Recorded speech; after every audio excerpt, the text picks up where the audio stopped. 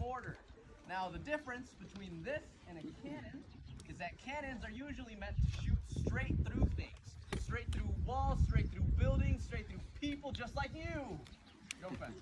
And so, what they would do is they would use that to get through the enemy's defenses. Now, this mortar is angled at a 45-degree angle. Now, do you think that's very good for shooting straight through things? No. No, yeah. So what is this used for? It could probably be used for, like, if you want to shoot at the top of the building. How about you in the back over there? Yeah, you. Getting over walls? Yes. So the idea is that you're shooting up and over things, and you're getting to the things on the other side of those defenses. Now, you aren't shooting a regular cannonball, because if you were to shoot a regular cannonball, it would just go up over the wall, land on the side, and just land and do nothing. So, what they would do is they would shoot, instead of a cannonball, they'd shoot a bomb. So, they would shoot something called a bomb. Whoa, that's And kind so of the what way I that like. this bomb works is that it's a hollow iron shell, and it's stopped with a wooden fuse. And for everyone that's close by, you can see little cuts that are cut out in the fuse.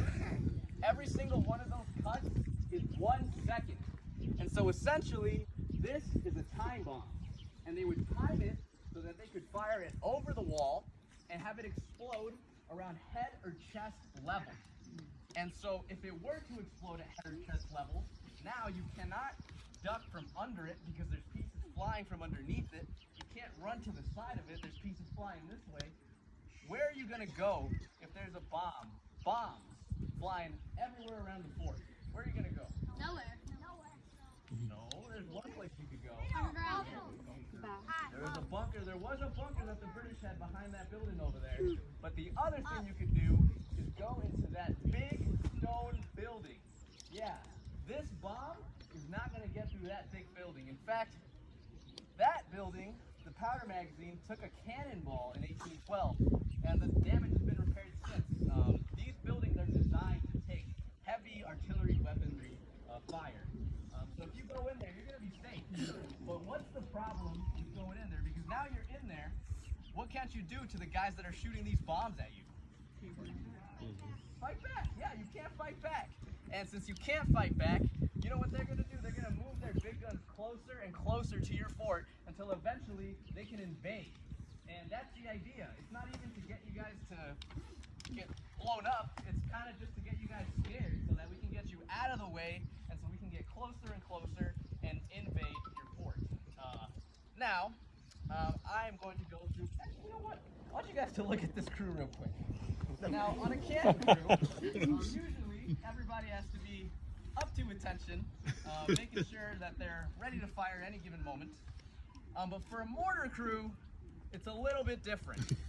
See, because for a mortar crew, they're allowed to fire whenever they want. Does anybody know why that would be a benefit, to fire whenever they want? Yeah? Because other people couldn't figure out when they're firing. Exactly, yeah. You can't figure out when they're firing. So if you can't figure out the next time that a bomb is going to come over that wall, are you going to feel safe walking out here? No. Yeah, so that's the idea, is to get people scared, to get them to stay in the building, stay out of the way. And so the way that we do that is by not making a pattern. And so they are currently able to just, what they would do is they'd give them a set of bombs, like 20 bombs at the beginning of the day, and give them some powder, and then tell them by the end of the day, just have all these bombs gone. So if they wanted to, they could set off some bombs in the morning, 2 or 3, and then go have breakfast, and then set off a couple more bombs, take a nap, and then set off 6 bombs, play some cards, set off a couple more bombs. You get the point. Yeah, they can do whatever they want essentially, but they have to get rid of these bombs. And so I'm going to go through the firing process for you guys. So crew, take care. Even a lot. So the distance for this gun is about 800 to 900 yards. And at this angle, Canada's square within our reach. So let's first try to pick out a target. There is a retirement party going on over there. So there's a retirement party going down to Canada. Let's hit them with a bomb. About 6 seconds. Cut fuse to 12 seconds. Swab. David, get up so you can see. 4 seconds. Cut fuse to 4 seconds. Swab, peace. So he is now cutting the fuse to make sure that it's timed properly so that when it lands over there, it explodes at head or chest level. And Will here, he just cleaned the mortar.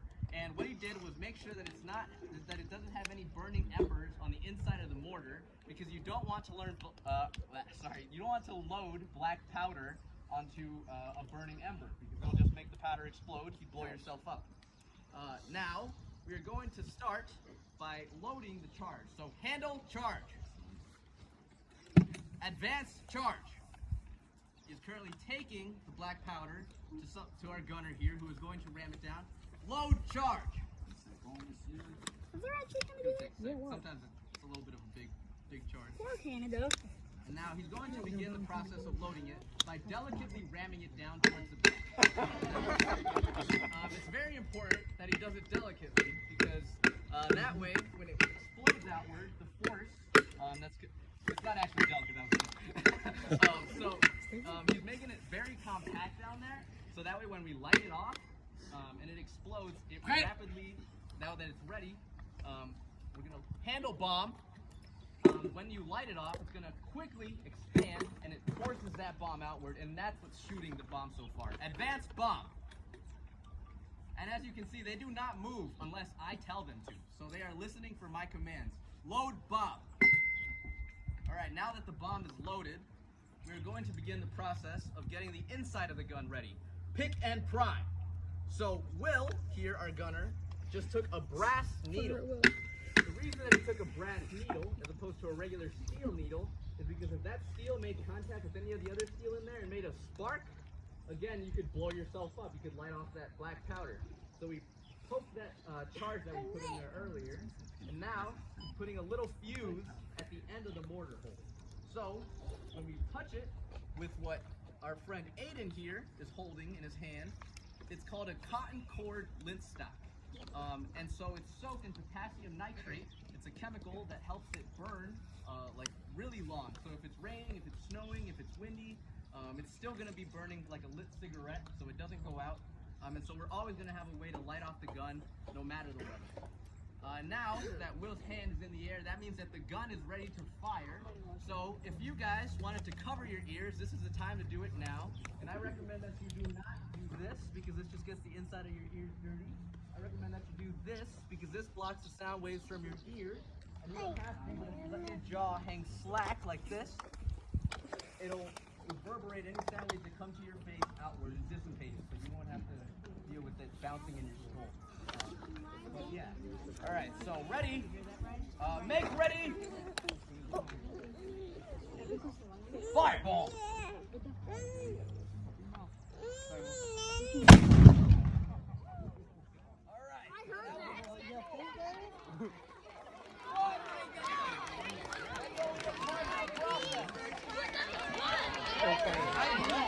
Play the firework baseball, guys.